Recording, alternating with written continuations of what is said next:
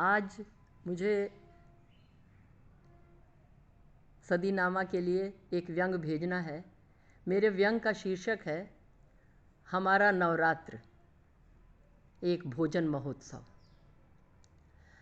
तो भैया आजकल हम लोग नवरात्र के व्रत में लगे हुए हैं। नवरात्र जब आता है तो हर कोई इतना अधिक धार्मिक आस्थावान बन जाता है कि वो सोचता है कि नहीं, इस बार तो हमें देवी की आराधना करनी है, मन प्राण वचन से हम देवी की पूजा करेंगे। ये तो हो गई एक तरफ, और दूसरी तरफ ये योजना बननी शुरू हो जाती है कि भला फलहार में क्या क्या चीज़ें खाई जा सकती हैं। व्रत का मूल मंत्र तो ये है कि उपवास किया जाए, और उपवास का अर्थ है कि आप अपनी रसना को विश्राम दें, अपनी जिह्वा को आराम दें और अपने पेट को भी आराम दें। और इसके पीछे कुछ साइंटिफिक बातें भी हैं, कुछ वैज्ञानिक कारण भी हैं कि भाई ऋतु परिवर्तन हो रहा है तो इस वक्त उपवास से आपका स्वास्थ्य ठीक रहेगा। लेकिन हमारा हिंदू धर्म, हमारी मान्यताएं इनका जवाब नहीं है।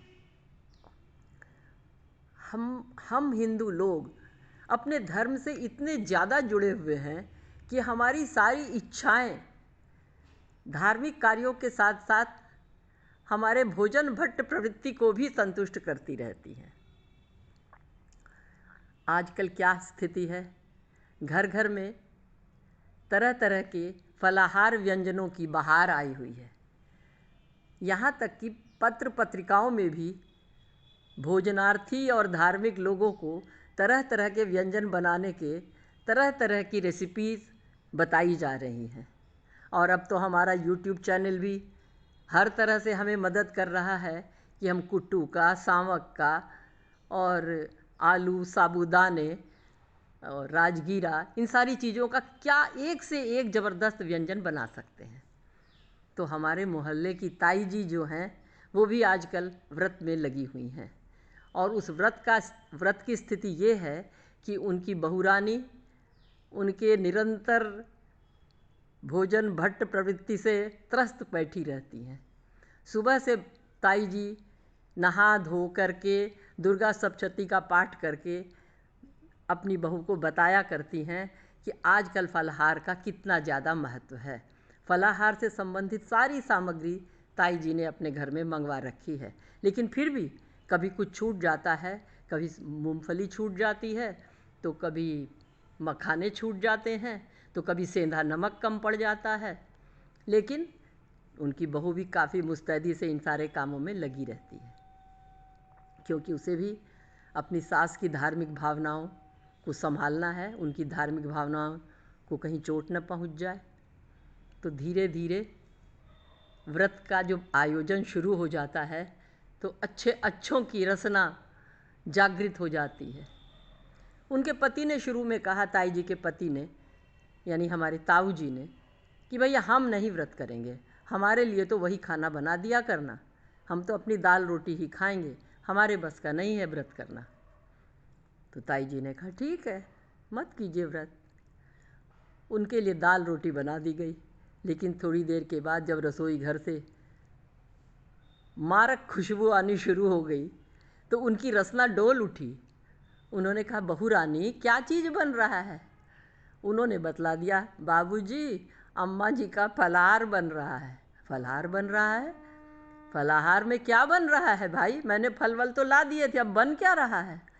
नहीं बाबूजी, फलाहारी सामान बन रहा है, फलाहारी व्यंजन बन रहा है। ताऊ जी बेचैन हो उठे, बोले मुझे रोटी दाल खिला दी और अब फलाहारी व्यंजन बन रहा है। वे दौड़े दौड़े गए रसोई घर में, तो वहाँ देखा कि भुने हुए आलूओं को छम छम छम छम और अधिक भूना जा रहा है। शुद्ध घी का ऊपर से डाल डाल करके उन आलूओं को इतनी अच्छी तरह भूना जा रहा है कि वे लाल सुनहरे होते जा रहे हैं। और उसके बाद बगल में इमली और दही की चटनी भी बनी रखी है। ताई जी बेचारी सुबह की भूखी प्यासी अभी पूजा करके उठी हैं, थोड़ा मुँह जुठारेंगी। ताऊ जी ये देखते देखते ही एकदम गदगद हो उठे, बोले धन्य हो महादेवी, धन्य हो। ताई जी बोली, देख भाई, हमें देखिए जी, आप हमें नज़र मत लगाइएगा, हम देखिए अभी फलहार कर रहे हैं, और फलहार में ना अकेले बैठ के किया जाता है। ताऊ जी वहाँ से चले गए। ताई जी ने फिर बैठ करके उन तपते हुए सिकते हुए आलूओं के ऊपर अपनी चटनी डाली, अपने दही डाली, और उसके साथ उनके बगल में रखा गया शुद्ध घी में भुने गए मखाने, उन पे काली मिर्च डाली गई, और उसके साथ ही बगल में केसरिया दूध का एक बड़ा सा गिलास। ताई जी का ये नाश्ता था। दिन के खाने में क्या बन रहा है बहू? बहू रानी ने बताया, अम्मा हमने आलू टमाटर की सब्ज़ी बना ली है, और कद्दू बना लिया है खट्टा मीठा। साथ में हमने सोचा कि सिंघाड़े और कुट्टू की पूड़ी भी बना लें, और उसके साथ हमने थोड़ी सी मखाने की खीर भी बना ली है। हाँ बहू, तुमने ठीक किया है। और सुनो, ज़रा सा कुट्टू की पकौड़ी भी छान लेना, बहुत दिन से मन कर रहा था। कुट्टू की पकौड़ी में अम्मा क्या डालें? बेटा थोड़ा सा अरबी उबाल लो, थोड़े से आलू उबाल लो, अरबी और आलू को मथ करके हरी मिर्च, अदरक, हरी धनिया, थोड़ा सा पुदीना, ये सब डाल के अच्छी तरह कुट्टू में मिला लेना, तो बढ़िया पकौड़ी बन जाएगी। अच्छा अम्मा। थोड़ी देर के बाद दिन के भोजन की तैयारी शुरू हो गई और समाप्त भी हो गई, और दिन के भोजन का टाइम भी हो गया।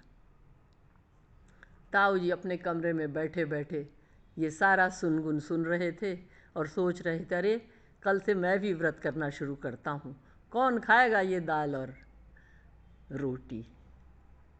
शाम के वक़्त ताई जी ने कहा, बहू तुम ऐसा करो, थोड़े से मखाने भून लो, थोड़ी सी मूंगफली भून लो, और साबूदाना और आलू मिला करके, उबले हुए आलू और साबूदाना मिला के एक बढ़िया से छोटे छोटे चॉप बना लो।